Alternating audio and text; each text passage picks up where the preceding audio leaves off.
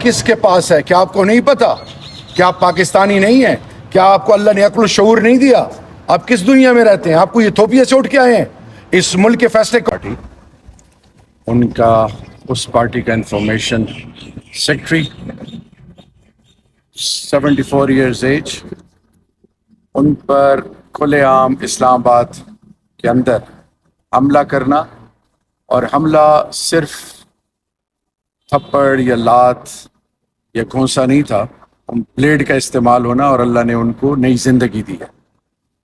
اب یہ سوالیہ نشان ہے سپریم کورٹ آف پاکستان، اسلام آباد ہائی کورٹ، پاکستان کا پارلیمان، rejected prime minister, speaker national assembly, اور وہ جو جمہوری رویوں کے چیمپئن ہیں، تمام پولیٹیکل پارٹی جو اس وقت ٹریجری بینچز میں، جس نے بھی کیا، جو لبادہ اڑا گیا تھا، جو فوٹیجز قوم کو سامنے نظر آئی ہیں، وہ صرف میں اتنا کہنا چاہوں گا کہ بجائے اس کے کہ ہم انگلیاں اٹھائیں، یہ ایک چیلنج ہے، اور یہ چیلنج اس لیے ہے کہ یہ جو رویہ ہے یہ غیر انسانی، غیر اخلاقی، اس کو جتنی اس کی مذمت کی جائے کم ہے، ڈسپیکیبل ہے۔ بڑی بدبختی ہے، بڑی بدقسمتی ہے کہ 74 سال کے ایک شخص کی زندگی، اور پھر اور چھوڑیں ایک سیاسی پارٹی کو اس طرح ٹارگٹ کرنا، یہ سمجھ سے بالاتر ہے۔ اور میں ایک بطور ایک پارٹی کے خان کے ایک سپاہی کے ایک عہدیدار کے یہ کہنا چاہوں گا کہ اس طرح کی حرکتیں کیا ثابت کرتی ہیں؟ یہ وہ بزدلانہ حرکتیں ہیں جس کو کسی طریقے سے جسٹیفائی نہیں کیا جائے گا، یہ ان کے گلے میں پڑ رہی ہے، اور اس کے ذمہ دار کہاں ہے؟ وزیر داخلہ کہاں ہے؟ وقت کی حکومت؟ یہ خاموشی کس چیز کی ہے؟ اور اس خاموشی پر جو سوالیہ نشان بن رہے ہیں، اس کا جواب کون دے گا؟ سر رانا ثناء اللہ صاحب، آپ نے کہا تھا کہ پاکستان تحریک انصاف اسٹیبلشمنٹ کے ساتھ بات چیت بڑھائے گی اور وہ کرنا چاہتی ہے، تو پارٹی والے کہتے ہیں کہ اسٹیبلشمنٹ سے ہم نہیں کرنا چاہیں گے۔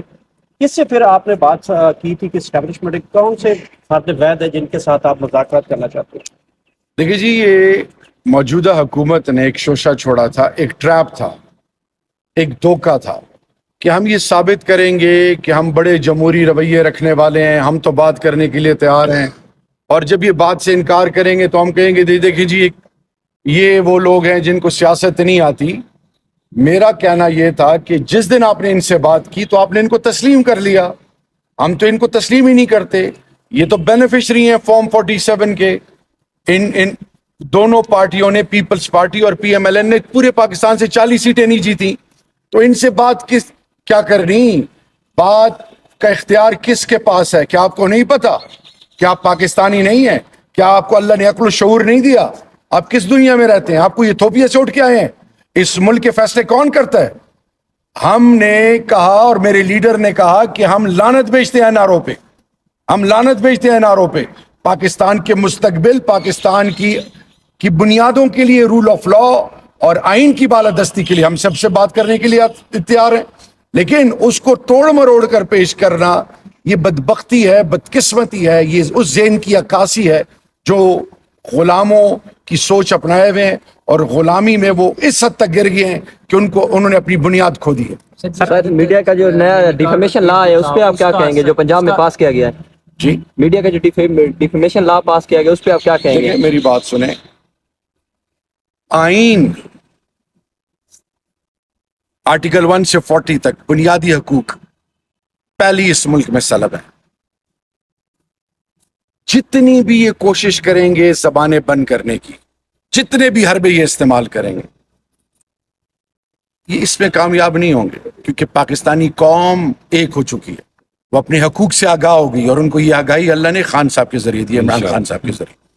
تو میں اتنا کہوں گا، یہ بزدلانہ حرکتیں نہیں، یہ اگر واقعی جمہوری پسند رویے رکھنے والے ہیں اور پاکستان کی سوچ ہے تو ان کو سب سے پہلے آنے دیں وہ دن۔ عنقریب نواز شریف، میں پہلے بھی کہہ چکا ہوں، وہ خود کش حملہ کریں گے اپنی پارٹی کے اوپر۔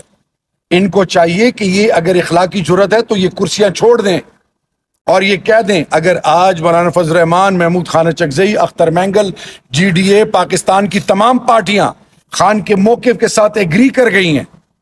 تو یہ جو اس وقت تھوڑی بہت جو بینیفیشری جو بیٹھی ہوئی ہے کرسی پہ اور جو بے شرمی کے ریکارڈ توڑ گئی ہے, ان کو یہ احساس ہونا چاہیے کہ قوم نے ان کو ریجیکٹ کیا ہے.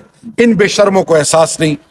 روزانہ یہ جیتے اور مرتے ہیں لیکن غیرت نام کی پاس کوئی چیز ان کے پاس سے گزرتی نہیں ہے.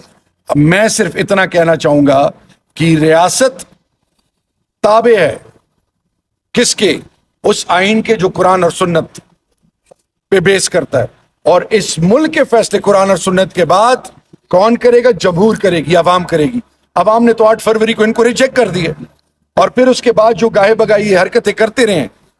اچھا, مراد سعید کہاں چھپے ہوئے ہیں؟ مراد سعید جی عدالتی کاروائی اس پہ میں کوئی کمنٹ نہیں کر سکتا.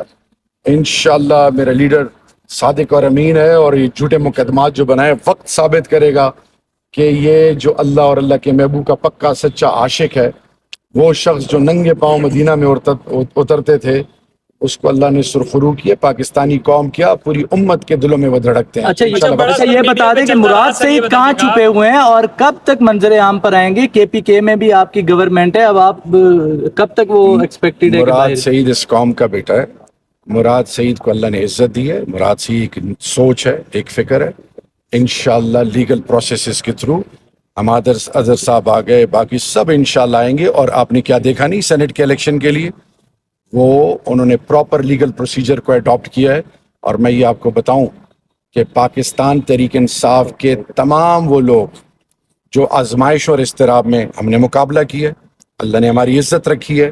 صرف آپ کو یہ کہنا چاہوں گا کہ وہ تمام قوتیں جو پی ٹی آئی سے خائف ہیں ان کے لیے میسج یہ ہے کہ رول آف لا اور سپریمیسی آف لا کی بات جب میرا لیڈر اور ہم کرتے ہیں تو آئین کی بالادستی اور قانون کی بالادستی, ہم قانون کے رویوں کو اور قانون کے تقاضوں کو پورا کر کے یہاں پہ آپ کے سامنے کھڑے ہیں.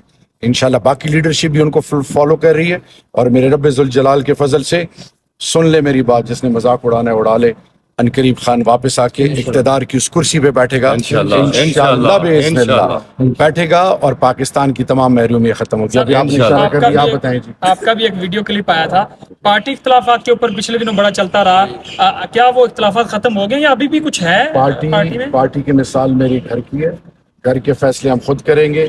آپ اس وقت ان پہ آواز اٹھائیں جو اس ملک کو لوٹ رہے ہیں, جو ملک کو نوچ رہے ہیں, جو عام پاکستانیوں کو مہنگائی میں اس حد تک ڈبو گئے ہیں کہ پاکستان کی بنیادوں کو کھوکھلا کیا جا رہا ہے. اس کو آواز اٹھائیں. تحریک انصاف اپنے فیصلے خود. اچھا, رانا ثناء اللہ پہ منشیات کا کیس بنایا تھا, رانا ثناء اللہ پہ منشیات کا کیس بنایا گیا تھا, کیا اس پہ آپ کو افسوس ہے؟ اس پہ کوئی غلط کیا تھا آپ نے؟ آپ کا نام کیا ہے؟ ناصر. ناصر, آپ کو اللہ نے شعور دیا ہے, کیمرہ لے کے آپ کھڑے ہیں اور ہائی کورٹ میں کھڑے ہیں.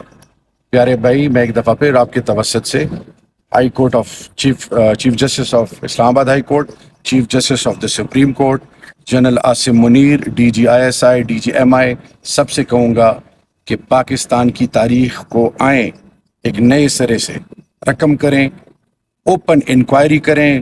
ڈی جی اے این ایف کو بھی بلائیں, مجھے بھی بلائیں, ان کی لیگل ٹیم کو بھی بلائیں, ان تمام لوگوں کو بلائیں جو اس میں ملوث تھے, جنہوں نے تمام یہ چیزیں مختلف طریقوں سے جن کے ہاتھوں سے گزری ہیں, قوم کے سامنے حقیقت لے کے آئیں. میں بار بار پارلیمان میں بھی کہہ چکا ہوں, ابھی آپ کے توسط سے کیا کر رہا ہوں, پاکستان کے باقی مسائل آپ کو نظر نہیں آ رہے, صرف کچھ نمبر حاصل کرنے کے لیے, کچھ اپنی تعداد بڑھانے کے لیے رانا ثناء اللہ جو خبت سوار ہے آپ جیسے بھائیوں کے ذہنوں میں, اس خبت کو اب ختم کرو اور آپ بھی اپیل کرو کہ اس پہ انکوائری بیٹھے. آپ وزیر تھے, آپ بالکل کیسے کہہ سکتے ہیں کہ آپ اس میں ملوث؟ انکوائری کریں.